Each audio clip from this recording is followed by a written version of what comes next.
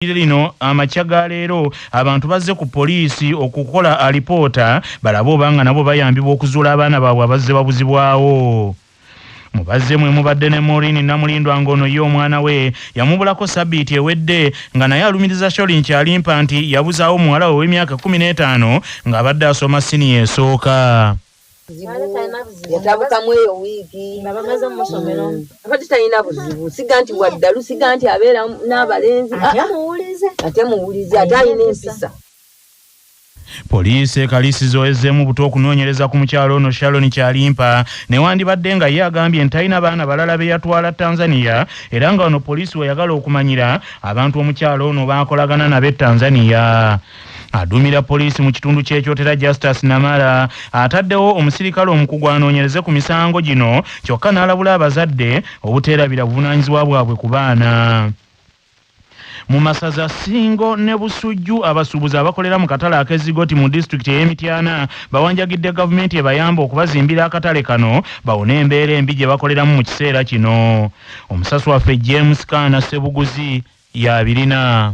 Abasuubuzi mu katale kano aboogeddeko ne radio Kyabasa nga bakulembeddwamu w'abakyala mu katale Amina Nasaka bategeeza radio CBS nti ennaku zino bakolera mu dduka olw'abakozi mu minisitule y'ebyenguudo ababagobaganya mu kibangirizi we bakolera olw'okuba nti kiri ku kkubo.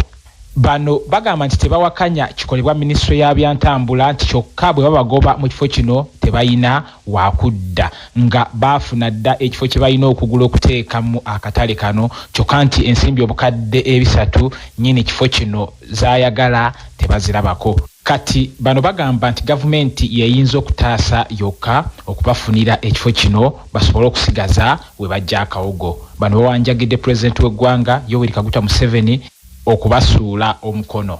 Erinnya Nasaka Amina nga nkolera wano Zigoti. Naye obuzibu bwe tuyina tugobaganyizibwa we tukolera ate tetumanyi wakudda. Tukuba omulanga nga tuwanjagira pulezidenti w'eggwanga otuyambe twetaaga kifo we tukolera. Amanya Naggayi Noelina saba buyambi okuva gy'oli buli lunaku tubeera mu dduka Road Reserve tugoba baabo noyolako byoyodde bisadde ne babitwala tutukoyo okudduka ffe bamaama ffe bataata. Amanya gange nze Aisha Nabakaabya kisuufu tukolera mu Road Reserve ekifo wekiri kye bagamba tugulya naye tetulina ssente tusaba kutuyamba bannange.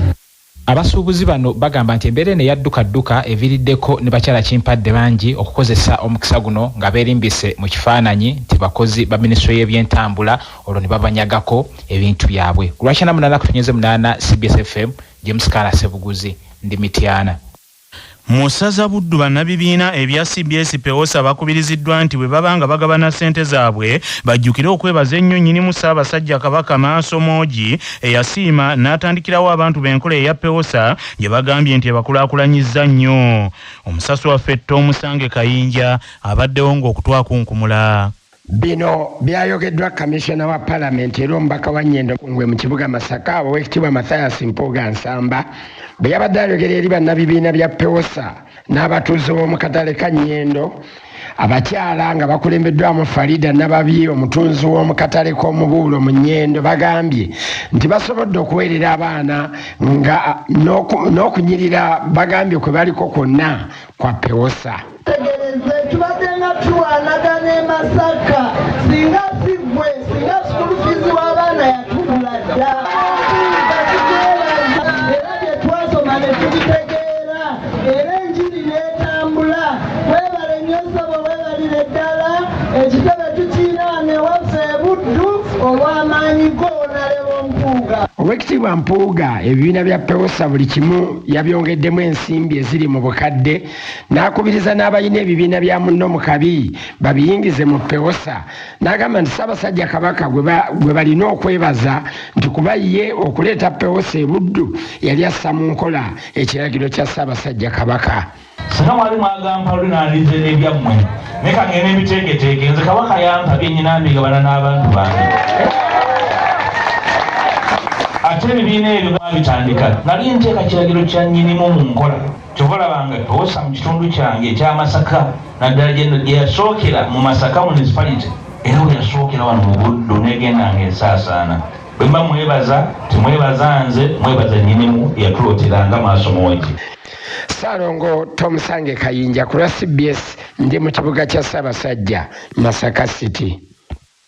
Musaza Busira abakulira okuteekerateekera ebibuga mu Kajansi Town Council batabukidde abakulembeze mu byalo olwa poloti ze batunda.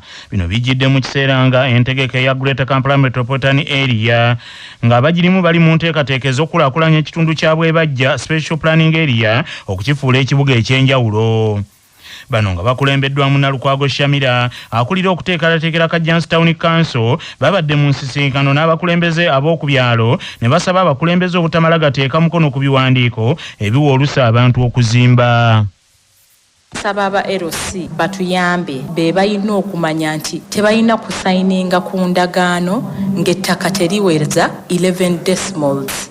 Naye weesanga LC nasayininga ku ndagaano nga ku ndagaano zigenda kuleeterawo ngeri ya mugotteko. Twagala kugoba mugotteko Bwebajja Special Planning Area tubadde tupulaninga tetupulaningiddemu kubeeramu mugotteko. Kati aba LC babeera bankizo nnyo nti be bagenda okugayidinga bano abantu nti omuntu ne waaba ayina kapolotike nga tekakubeera nga 12 decimals asobola okukwata mukaaga n'akwata omukaaga omulala n'agatta ne banneiba ne bazimba ekyawamu nga tebakozeeko mugotteko.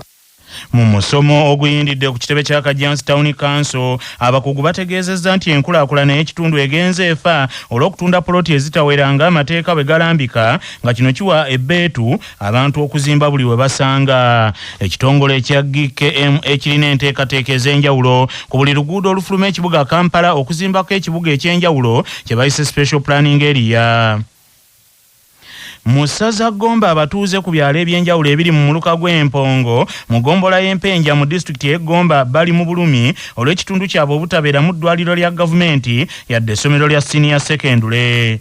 Omuluka gw'empongo gusangibwa kumpi n'ensalo ya district y'Egomba n'essaza Busujju kyokka nga guno guli nnyo munda era abatuuze babonaabona nnyo mu kufuna empeereza ey'emirimu egya gavumenti nga yemu ku nsonga ezavaako abamu ku batuuze mu kitundu ekyo yabuvuddeko okuteesa ekitundu kyabwe nti kigattibwe ku disitulikiti y'e Butambala olw'okuba nti tebafunye bukulembeze obuliko obwa disitulikiti y'e Gomba tebabufunyeemu. Nyini entebe w'omuluka ogwo nga ye Katende James agambye nti omuluka ogwo gulina ebizibu eby'amaanyi bibiri omuli eky'obutaba na ddwaliro n'essomero lya senior secondary. Nyini entebe Katende James awadde ekyokulabirako nti abatuuze b'oku byalo byeyo bwe balwala ate baddukira mu malwaliro ag'ebusujju kyokka nga babekkaanya nti olw'okubanga eddwaliro lya gavumenti lye balina eryampenja nalyo libali wala.